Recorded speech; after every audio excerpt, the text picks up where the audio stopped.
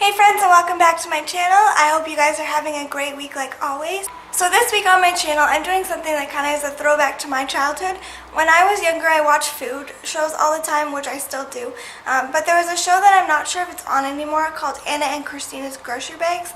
And what it was these two ladies, Anna and Christina, reviewed different cookbooks where they would try out a whole bunch of different recipes. And then they would cook an entire meal from that cookbook and have someone judge it. And then they would rate the cookbook as well as give it their stamp of approval for you to buy it or say that you should pass it and not buy it. And last weekend in the mail I got Tanya Bakes, which is Tanya Burr's first cookbook, which is all baking recipes. So I decided to do my own version of that, and we're going to talk about her cookbook and my thoughts on it. So first of all, I'm going to talk about the pros. I absolutely love the photos in this book. They are stunning, and the scheme that she decided to go with is really cool.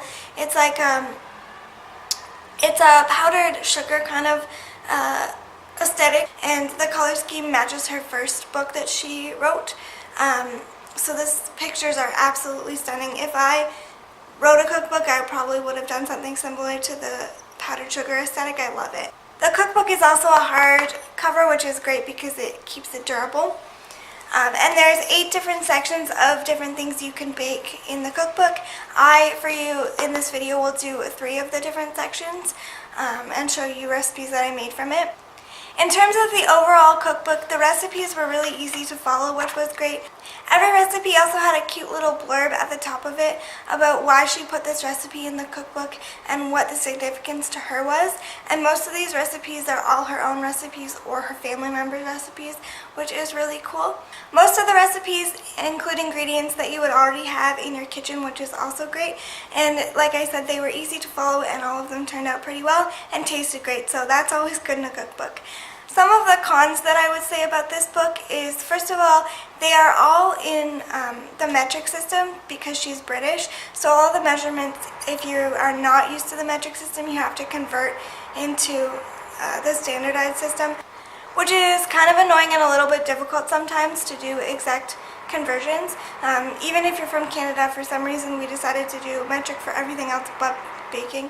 So that was annoying, but it makes sense because she is British, so I understand why she did that because that's what she's used to, but it is just harder if you aren't used to the metric system. You will have to do those conversions, so I found myself Googling conversions a lot. Another con to the book, in my opinion, is some of the recipes said what you needed, like a certain size cake tin or those sorts of things, but other recipes didn't, and I wish all of them would have said the tools that you needed as well, such as like a rolling pin, a zester, those sorts of things, just so that when you're reading through you know exactly what you need and you don't get into the kitchen and discover that you don't have a tool that you need. The last thing that you should be aware of in this cookbook is that if you have any sort of food intolerances or sensitivities or allergies, it's not necessarily catered to you. There is one recipe that is flourless, but other than that, there's no specific recipes that are catered to people with certain food intolerances. That being said, I am gluten-free, and I converted all my recipes just by using gluten-free flour, so there is ways to work that out and work around that. So the first recipe I tried out for you is in the cake and loaf section of the cookbook, and it is the lemon drizzle loaf. I love anything lemon, so I decided to try this loaf out. It was super easy to make, super easy to follow. It turned out great. I really enjoyed this recipe a lot. It says that the prep time is 15 minutes and the cook time is about 30 minutes. The cook time was 30 minutes, but I would say the prep time for me was a little bit longer than that, 20-25 minutes. I guess it depends how organized you are. This recipe is super easy to follow, super easy to do, and it was delicious and it turned out great. So that is one recipe that I absolutely loved. The second recipe I tried out in the cookbook was the Pop-Tarts recipe, which is in the brunch section of the cookbook. I found this the most difficult recipe that I did, and I would say that it's not for an amateur baker. This one I found a little bit more difficult to do, just because I found that the dough was a little bit difficult for me to work with.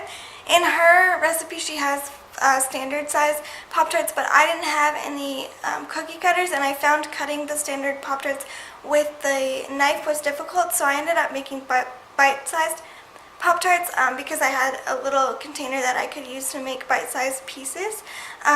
I found the dough, like I said, a little bit hard to work with, and it kind of came apart a little bit. One thing I found also about this recipe is I didn't love the icing. It kind of didn't turn out the way that it shows in the cookbook, and I would recommend to use the icing recipe on the last thing that I'm going to show you because that turned out really well.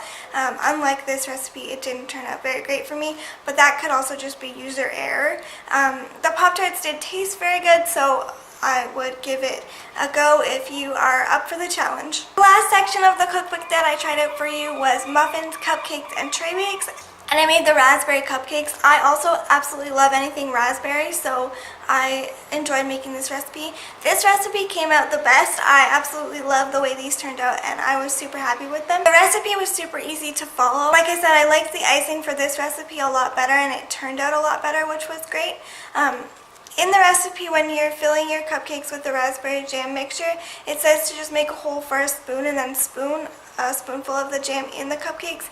Instead, I just made a hole in the center of the cupcake, and then I piped the jam mixture in with just a Ziploc bag with a cut hole in it, and I found that a lot easier to do.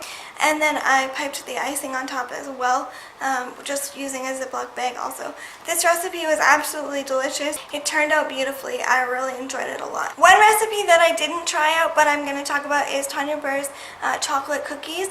I made these in a vlog, and I'll leave that below. She originally made these on her YouTube channel, and I think it was kind of the jumping off point for this cookbook as well, because that recipe was so great and everyone loved it.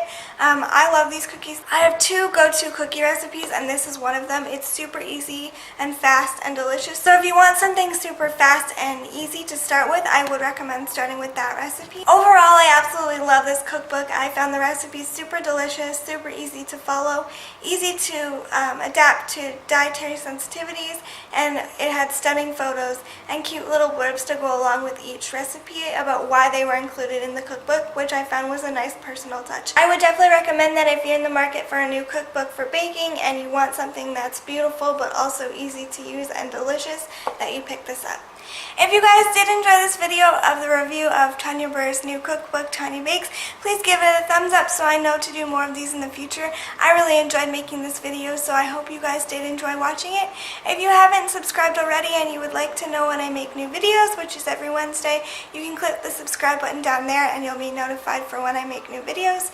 Also, the link to my vlog channel is in the description box below if you would like to subscribe to that. Other than that, I hope you guys are having a wonderful week, and I'll see you guys next week. Bye, guys.